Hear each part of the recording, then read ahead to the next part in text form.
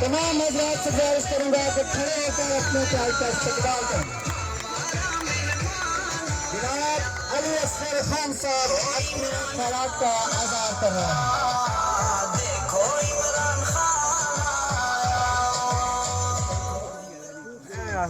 بسم اللہ الرحمن الرحیم.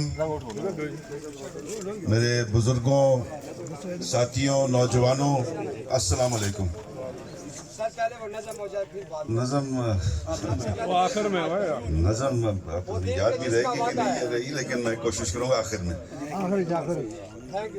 دیکھیں، بات یہ ہے کہ ہمیں یہ ایک ٹائم ملا ہے، ایک موقع ملا ہے آپ لوگوں کی محنتوں سے اور نوجوانوں کی محنتوں سے، کہ آج آپ کا پارٹی کا ایم پی اے جو ہے وہ آپ کی نمائندگی کر رہا ہے.